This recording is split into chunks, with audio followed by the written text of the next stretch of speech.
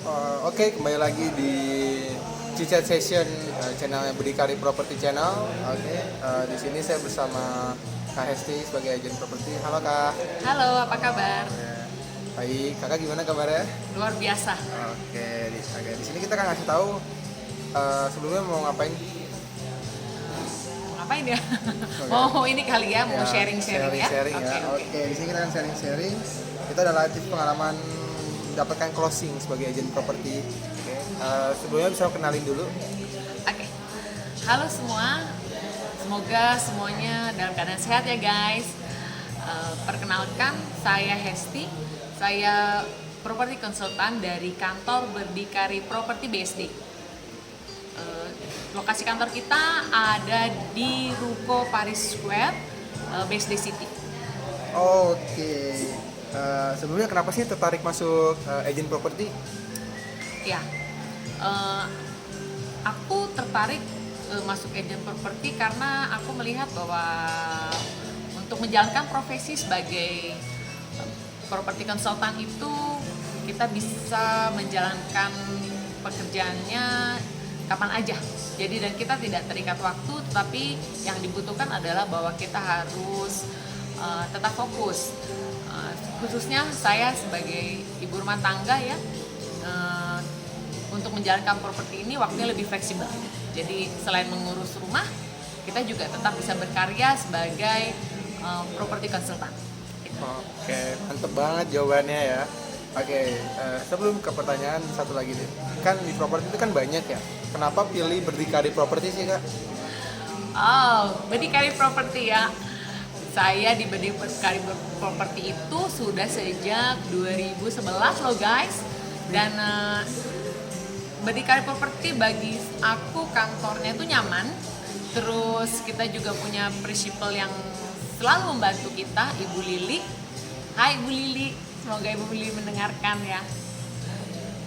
Kemudian terus teman-teman di Berdikari Properti itu semua seperti keluarga bagi saya. Jadi saya betul-betul sangat nyaman di Berdikari Properti gitu guys. Oh ya, mantap hebat banget ya, udah 11 tahun dari 2011 maksudnya. Iya. Oke, kali ini ke pertanyaannya ya. Tentang Cicat Sessionnya kali ini, yang pertama tuh bagaimana sih rasanya bisa dapat closing pertama sebagai agen properti? Oke.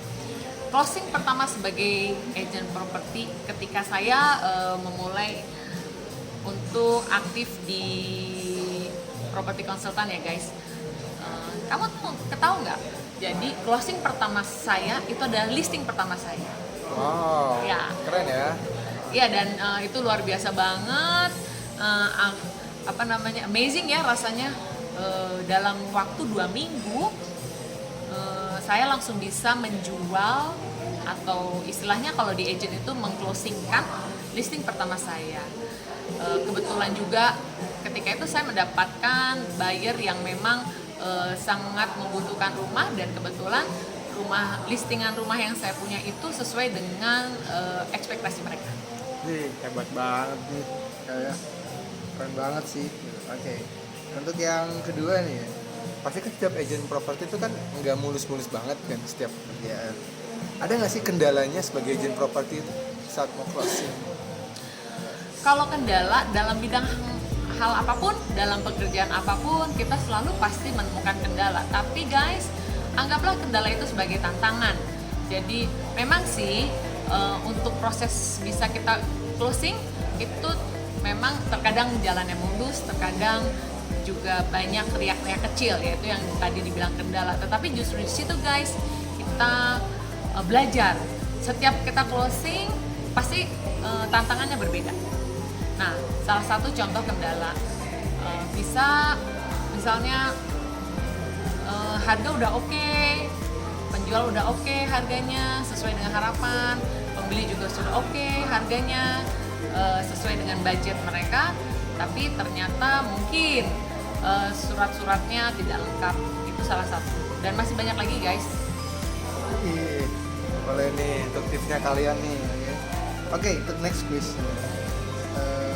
Pasti kan saat mau jadi agent properti itu juga kayak mau listing, kadang ketemu klien kan, kadang klien itu kan suka lumayan itu ya, ribet ya. Gimana sih cara ngatasi klien yang ribet ini? Sebetulnya mungkin klien ribet itu nggak ada ya guys, tapi kita yang harus memahami bahwa setiap customer itu punya keperluannya masing-masing. Setiap customer itu punya harapan masing-masing terhadap suatu aset atau suatu properti, bisa rumah, bisa kafling ya, atau ruko yang mereka harapkan. Jadi salah satu kunci buat kita sebagai property consultant, kita harus paham betul ketika kita bertemu klien, kita harus paham betul apa sih kebutuhan klien itu, apa sih yang diperlukan oleh buyer kita. Nah, dan itu ketika kita sudah tahu kira-kira kebutuhan mereka itu seperti apa, carilah properti yang mendekati keperluan mereka, yang hampir mendekati apa yang mereka butuhkan. Intinya kita harus menggali informasi yang sebanyak mungkin terhadap klien supaya kita tahu mereka tuh maunya apa, propertinya seperti apa, dan apa yang mereka butuhkan, gitu deh. Keren banget sih. Kita tuh kayak cara mengatasi kalanya sih oke juga nih untuk diterapin ya. Oke, untuk next questionnya itu yang tepat, sebagai agent properti kan setahu saya pasti ada pelatihannya kan? Ada. Itu yang namanya setahu saya R&D. Apakah sebagai agent properti itu wajib untuk ikut pelatihan R&D? Ya, pelatihan R&D ya disarankan sih ikut, karena dulu saya juga sudah pernah ikut pelatihan R&D ketika saya harus mendapatkan sertifikasi sebagai agent properti atau konsultan properti. Perlu, karena ketika kita ikut pelatihan R&D itu memang kita diberikan tips-tips, dilatih tips-tips untuk menjadi sales yang handal gitu. Kemudian juga di situ ada pengarahan tentang bagaimana menghitung pajak transaksi. Dan yang paling penting guys, ketika kita hadir di pertemuan-pertemuan agent, kita bisa kenal banyak relasi yang sesama agent juga. Dan ketika kita punya banyak relasi, disitulah kita juga punya peluang untuk bisa closing. Itu salah satunya. Wih, hebat banget. Itu tuh ya keuntungan yang tempatnya R&D.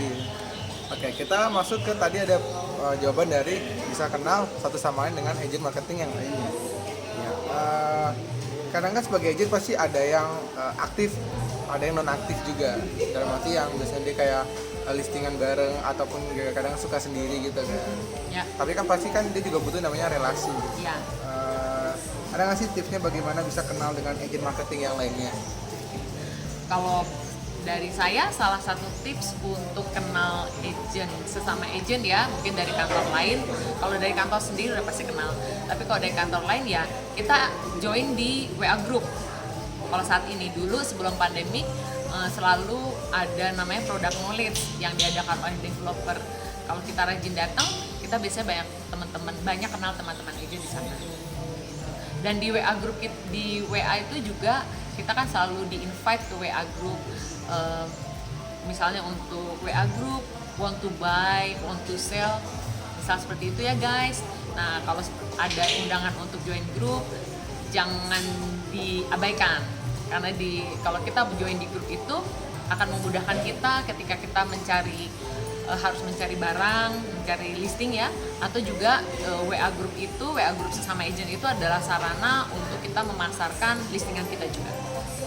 Seperti itu kira-kira. Wih, keren banget ya itu tuh guys, relasi-relasinya biar kenal sama agent marketing yang lainnya. Oke, untuk next question tuh ada nggak sih tipsnya untuk mendapatkan closing rumah? Karena menurut saya pribadi pun juga kayak mendapatkan closing itu kan kayak nggak mudah gitu. Kalau melisting mungkin banyak, ya itu mendapatkan closingnya itu gimana? Untuk mendapatkan closing, satu hal yang pertama adalah kita harus punya listing juga, karena listing bagi seorang property consultant atau yang kita kenal agent property itu adalah suatu aset kita. Jadi ketika kita bisa mempunyai listing dan kita bisa kontak langsung dengan pemilik, itu sepertinya kita udah setengah closing. Nah, kita sebagai property consultant, kalau kita punya listing, kita harus menjalin hubungan baik dengan pemilik.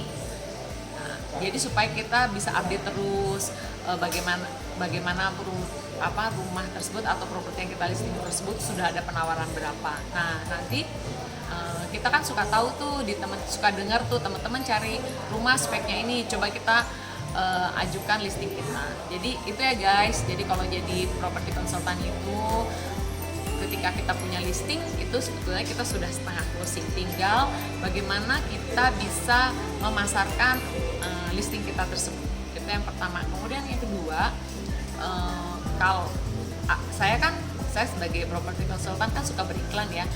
Nah, ketika ada respon dari calon pembeli, kalau bisa follow up terus calon klien itu. Jadi kita harus cari tahu, seperti yang saya bilang di awal, kita harus cari tahu kebutuhan mereka sebetulnya apa sih gitu. Jadi usahakan kita menjadi pendengar yang baik gitu, yang mendengar apa yang menjadi kebutuhan customer kita. Wih, mantap banget. Dan yang paling penting adalah semangat dan fokus. Itu kuncinya Itu dia. guys, semangat dan fokus yang pasti. Wih, bener banget ya. Oke, untuk nextnya ini kan ini kan sebagai closing itu kan masih agent properti.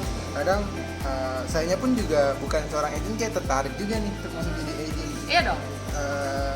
Sebelumnya itu kan pasti kayak orang pasti nanya sih, apa ya keuntungannya atau kelebihannya masuk properti yang akan didapatkan. Keuntungannya dan kelebihannya ya. Yang jelas kalau keuntungannya kita bekerja, maksud saya waktu kerja kita bebas kita yang atur gitu ya. Jadi kita bukan, kalau di kantor saya di Berdikari Properti, jam kerja kita yang mengatur sendiri. Kalau kita mau fokus ya kita harus rajin gitu. Jadi waktu yang fleksibel, terutama mungkin untuk kalian yang wanita gitu ya, yang harus di satu sisi harus mengurus rumah tangga dan tapi tetap ingin berkarir dan berkarya. Menjadi properti konsultan itu salah satu solusinya, karena kita bisa melakukan dua hal secara bersamaan, mengurus rumah tangga, mengurus keluarga, dan juga menjalankan profesi kita. Itu salah satunya. Dari segi waktu, yang kedua itu kalau kita berhasil menjual properti, kita mendapatkan fee, dan fee itu lumayan guys. Itu kalau untuk rumah secondary mungkin ya fee-nya kan langsung dari penjual ya, jadi ada persentasenya guys, 2% atau 2,5%. Tapi kalau kita sebagai property consultant berhasil menjual produk primary yang langsung dari developer itu, selain kita mendapatkan fee yang standar 2%, kita juga suka mendapatkan yang disebut dengan closing fee atau extra closing fee, ya semacam itulah guys. Jadi memang bisa dibilang menjadi property consultant penghasilannya tidak terbatas. Wih, Tidak terbatas guys penghasilannya. Wow, luar biasa nggak sih? Bisa segitu banyak ya. Untung banget tuh yang jadi agent marketing ya, Ya. agent properti yang pastinya ya. Oke, untuk last question ya. Pertanyaan yang ke-8 itu, pesannya apa sih yang ingin misalnya yang disampaikan oleh Kak Hesti untuk orang-orang yang jadi agent marketing tuh? Mungkin siapa tahu dia akan tertarik dari tahun ini kan ingin coba masuk jadi agent properti pasti. Kalau gini guys, kalau kamu memutuskan untuk join menjadi property consultant atau agent property, pastikan bahwa kamu bisa fokus dan harus tetap semangat. Karena memang untuk terkadang kita untuk menghandle buyer mungkin ada kalanya kita lelah atau nggak semangat gitu ya, dan kita pasti akan menemukan bermacam karakter buyer. Jangan pernah putus asa guys. Kalau kita fokus, kalau kita semangat, closing itu pasti akan kita dapatkan. Itu.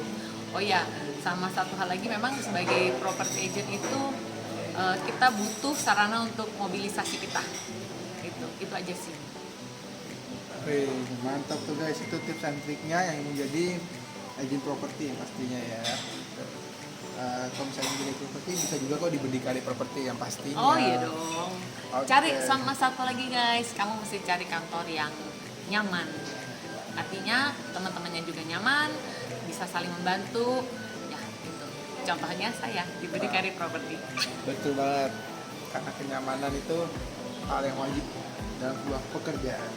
Oke, thank you Kak Esti yang sudah ikut Cica Session pastinya di Berdikari di Berdikari Property ini. Guys, mudah-mudahan sharing aku tadi cukup membuka wawasan ya buat kalian yang mau dapat income tidak terbatas, mau coba jadi property consultant, yuk join aja di Berdikari Property. Kita ada 2 kantor, kamu boleh pilih di BSD atau di Gading Serpong.